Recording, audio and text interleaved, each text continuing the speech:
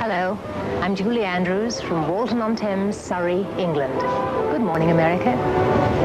Good morning, Julie Andrews, and we will hear from General Foods Maxwell House Coffee.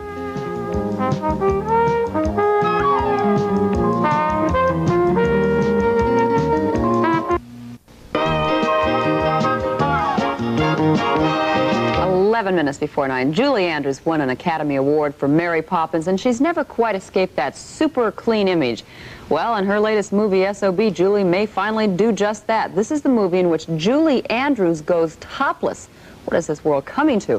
S.O.B. was written, produced, and directed by Julie's husband, Blake Edwards. It's a comedy loosely based on Blake's own experience as a successful producer who was pushed aside by the Hollywood powers after he produced a flop. Well, since then, Julie and Blake have lived in Europe. They've done very well. Their most recent movie together was 10.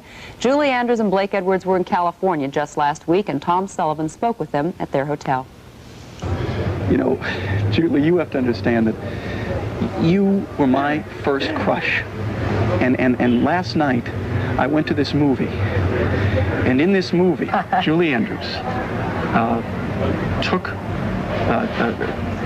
her blouse down, bared her soul to the world. Well, it wasn't exactly my soul. I missed it. And I'm still upset. I missed it. I asked people, please. I was going to ask you about that. Well, all right. Now, let me ask you What this. can we do to rectify this, please? Oh, God.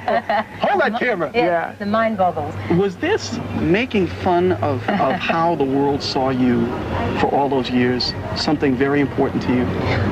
It wasn't vitally important, but when it finally came time to do it, it was really a joy. The role is a beautiful role. I mean, the lady's a marvelous bitch, and any actress would give, you know, anything to be able to rant and rave and scream and have tantrums and hurl her Oscar and do all those kind of things. And it was just marvelous to cut loose, because too often I think I'm careful. And it was lovely to kind of let rip. You know, we ought to set up a clip that we have from S.O.B. And for those of you who haven't seen the film yet, it's a story about a man who has been a tremendously successful producer. He's made nothing but hits, but he finally faces his first flop. He's married to a gorgeous star who happens to be in this flop. And he goes ahead and spends all of their money, everything that they have in the world, to buy the film from the studio.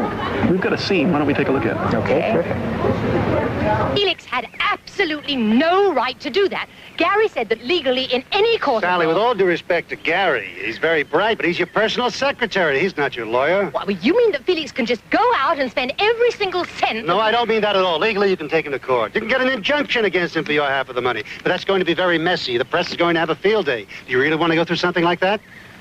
No, but I don't want to lose $8 million either. Sally, suppose the things that Felix wants you to do make sense in today's market. Would you consider doing the film?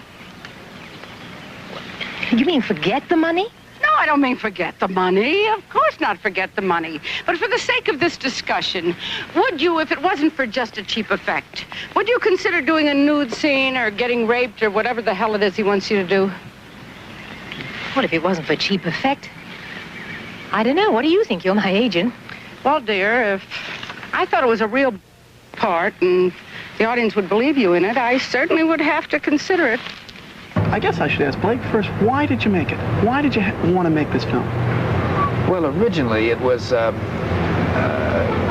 was in such a distraught frame of mind. I was really so unhappy emotionally that I had to exercise my demons. I really had to get rid of the pain. And inevitably for me, the way I get rid of the pain is to write about it and hopefully to laugh about it as I'm writing about it. You wrote this screenplay a number of years ago. What was your mood when you wrote it? Oh, I had enormous anger at that point. I wanted to get even. All of those things were operative at that moment in time. I was full of revenge and unbridled anger. But this was 10 years Full up ago. with venom and bile.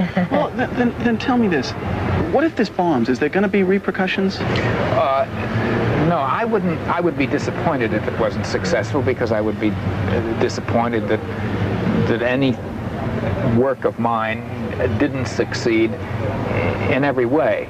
But really, I've come kind of to a point in my life where the doing is important and not the rewards at the end. It's wonderful if somebody applauds you for your effort down the line, if you get some kind of an award or people say, well done. That's terrific because it just validates my work that much more.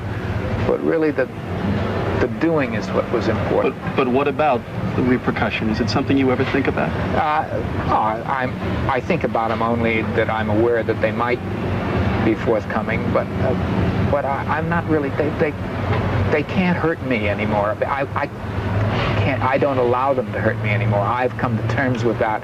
I'm enormously philosophical about it, and I'm very comfortable now in my life. Also, although you do take on the establishment, you take on us, you, me, yeah, everybody. I rip everybody off. Yeah. Maybe, Julie, are you able, within the focus of your life, to separate your husband from your director? That's a good question. Sometimes I do. Sometimes I stand back and I think, my God, he's good. But mostly the two. I'm still surprised that we're married. I mean, it's been a wonderful. How many years? 11 years we've been married, and I'm still staggered that we met and fell in love, and that it's still going strong. Here we are. 5 minutes before 9. We're going to be back right after this.